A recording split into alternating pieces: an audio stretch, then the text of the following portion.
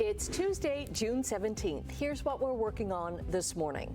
Prime Minister Mark Carney set to meet with more world leaders at the G7 Leaders Summit in Alberta. Ontario is facing a $30 million lawsuit over alleged abuse at Maplehurst Correctional Complex in Milton. And Hamilton, Shea, Gilgeous-Alexander and the Thunder are one win away from their first NBA championship.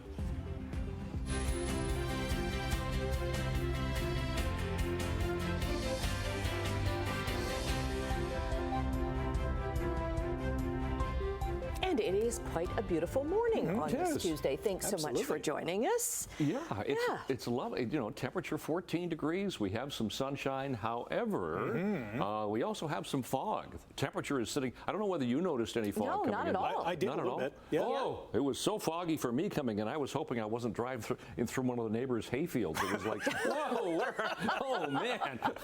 Hashtag detour. Yeah, that would be fun. We have 100% relative humidity right now, so some areas have some fog. You can see on that particular shot, it looks very hazy, so the escarpment could have a little bit more fog, particularly out into the outlying areas where it's just a touch cooler and you get that fog formation, but it won't last long. We'll see some sunshine for the day today. There is a chance of a shower or a thunderstorm later. It's just a 30% chance, but it is going to be on the warm side today. We're going to hit 27, humidex about 35, both today and tomorrow. So a little warmer, a little muggier for the day today with that humidity as well. So we'll talk about that in detail coming up. As I said, we're 14 right now. Traffic this morning, 403, cue the birds. Okay, 403 Waterdown Road. No problems there as far as traffic is concerned. We'll look at our MTO traffic cameras, just a few. St. Catharines, lovely sunshine here at the QEW Glendale. No problems with traffic.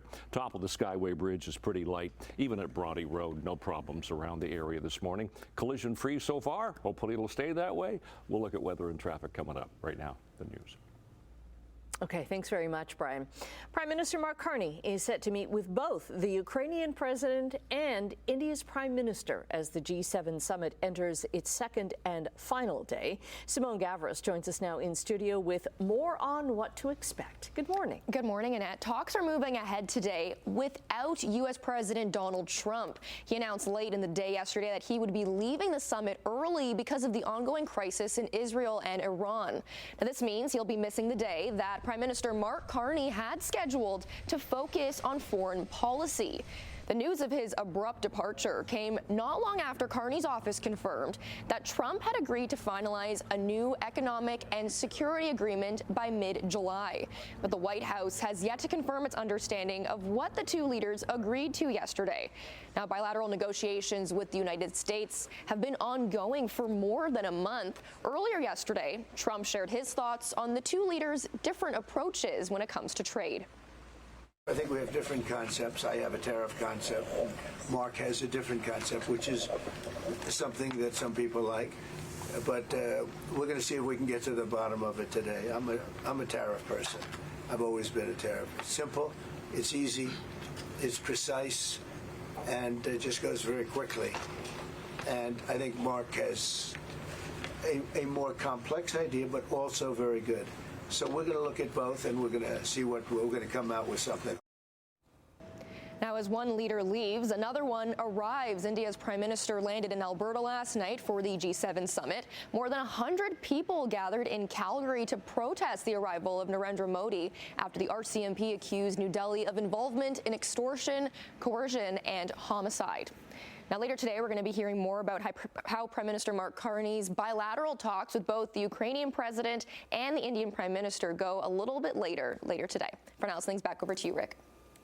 All right, thank you, Simone. Federal Conservative leader Pierre Poilievre will face a mandatory leadership review early next year.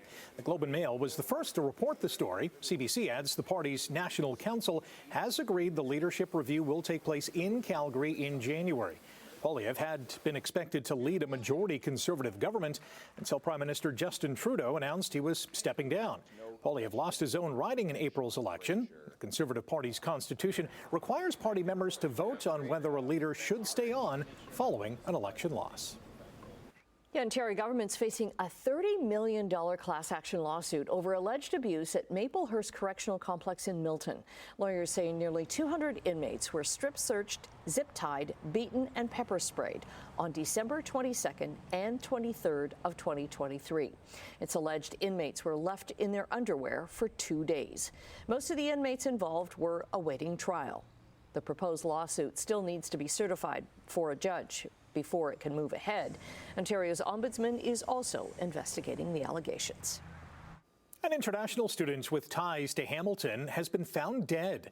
22-year-old Sahil Kumar moved from India to Hamilton back in April and was a student at Humber College. He was last seen on surveillance images near Yonge and Dundas Streets in Toronto the afternoon of May 16th. Toronto police say he was found dead 10 days later. The investigation is ongoing, but police say the death doesn't appear to be a criminal matter.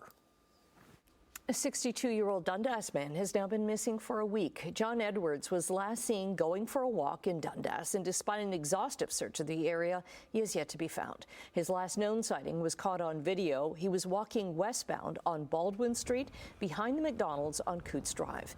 Family members are worried.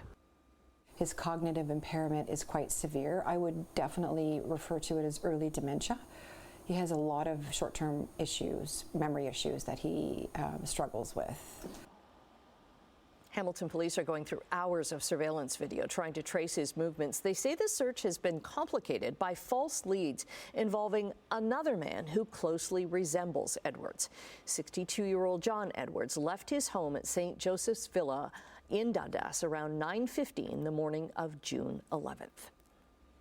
One of Hamilton's 14 leash-free dog parks has been temporarily closed. The gates at Birch Avenue Dog Park near Wentworth and Burlington Streets are locked.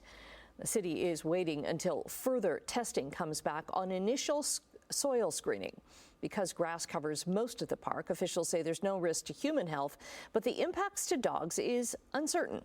Here's the Director of Environmental Services for Hamilton's Public Works Department. Recently, though, there have been some concerns raised by community members after instances of dogs getting sick. And they did find that there was some exceedances to parkland standards. Now, before the area was turned into a dog park 15 years ago, the site was once a disposal location for non-hazardous fill, concrete and brick. One of Hamilton's busiest streets is going to be closed for part of this weekend. No, it's not for road maintenance or for construction, but for fun. On Sunday from 10 until 4, King Street East is going to be vehicle-free. Part of it is, with a limited number of intersections open for crossing. This is part of Open Streets Hamilton. This video is from last June's event. On June 22nd, you can roam along King Street from John Street to Gage Avenue. There will be live music, street eats, Pride in the Village at Ferguson Station, and interactive sports activities. Well, 45 years after Terry Fox started his Marathon of Hope across Canada, his brother is on a national Ride of Hope. Darryl Fox is leading a group of 8 other cyclists from Vancouver to St. John's this summer. They expect to arrive in Newfoundland on July 10th. This morning, they're going to be starting off from Regina, Saskatchewan, traveling an average of 250K a day. Their goal is to raise $1 million for cancer research. Now, to find out how you can help and to help track the riders, we'll put up a link on our website at chch.com. Time for Sportsline, and Oklahoma City is 1 win away from their first NBA championship. Fakes. Kicks it out, stolen by SGA. 2-on-1. Gilgeous-Alexander, layup is good, and a foul. A beautiful left hand and a chance for a three-point play. Jalen Williams scored a career playoff-high 40 points. MVP Shai Gilgeous-Alexander added 31 as the Thunder beat the Pacers 120-109 to take a 3-2 lead in the finals. SGA added 10 assists, 4 blocks, and 2 steals for Oklahoma City. Pascal Siakam had 28 points for Indiana, while Tyrese Halliburton was held to just 4 points while dealing with an apparent calf injury. The Pacers will host Game 6 on Thursday night. Stanley Cup will be in the house tonight when Florida hosts Edmonton in Game 6. Oilers head coach Chris Knobloch has not named a starting goalie for tonight's must-win contest. You know, it's so important when two teams are battling. You know, scoring that first goal is very important, and then also in the special teams battle is important too. If the Oilers win tonight, it would set up just the third Stanley Cup Final Game 7 in Canada since the expansion era began in 1968. For you trivia buffs, Edmonton hosted a Game 7 in 1987. The other was 2011 in Vancouver.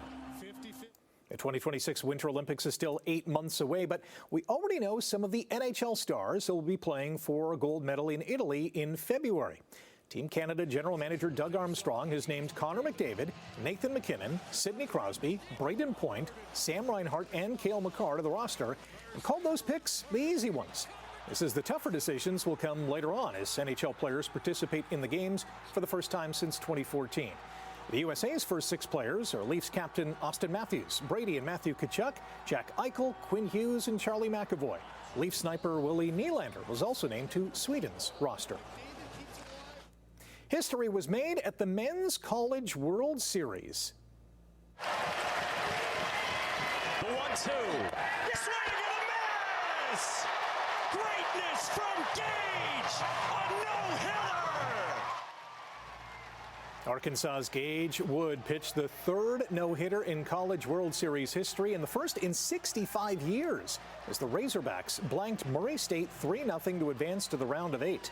The 2025 draft-eligible junior struck out a record 19 batters and joined Jim Erler of Texas in 1950 and Jim Wixon of Oklahoma State in 1960 as the only pitchers to throw no-nos in the College World Series.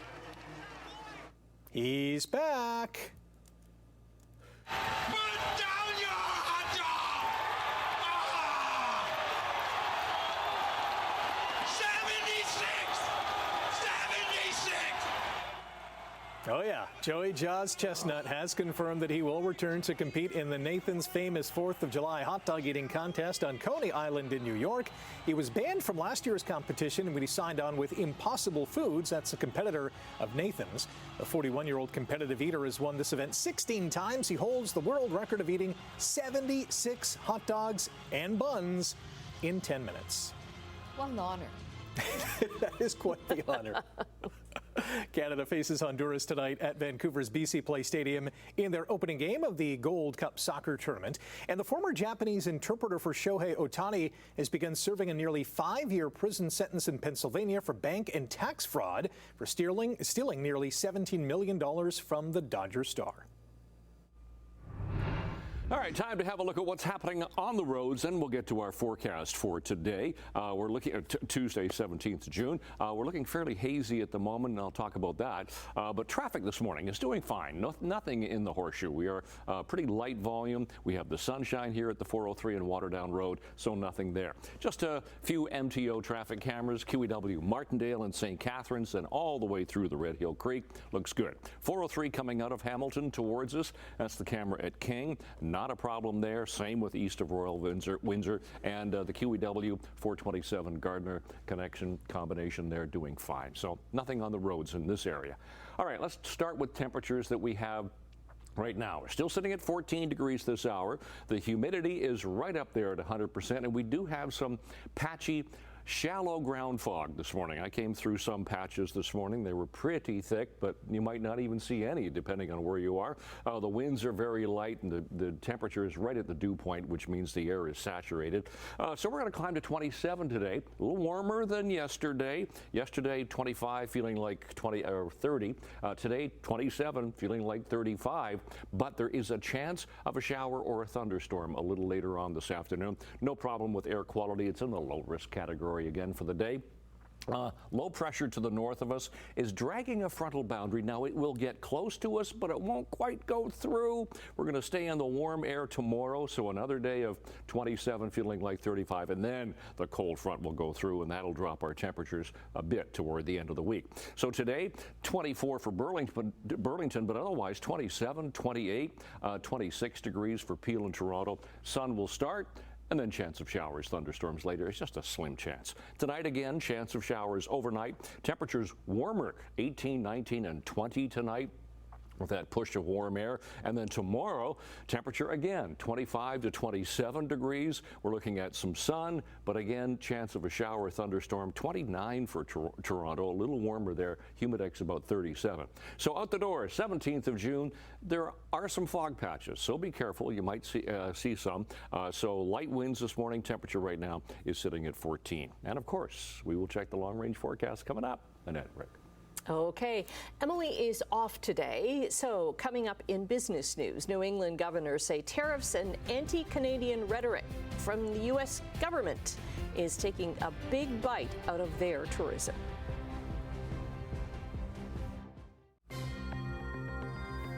At 6:17 on your Tuesday morning in overseas trading, the Canadian dollar is down 8 basis points, trading right now at 73.68 cents U.S. Gold has dropped almost $19 an ounce. Crude oil is up 90 cents to $72.67 a barrel. Checking midday trading in Europe, markets are down in London, Frankfurt, and Paris. In Asia, markets were up in Tokyo, but down in Hong Kong and Shanghai. And in North American markets, the TSX was up 64 points, helped by strength in the base metal and technology sectors. The Dow gained over 300, and the Nasdaq picked up 294 points.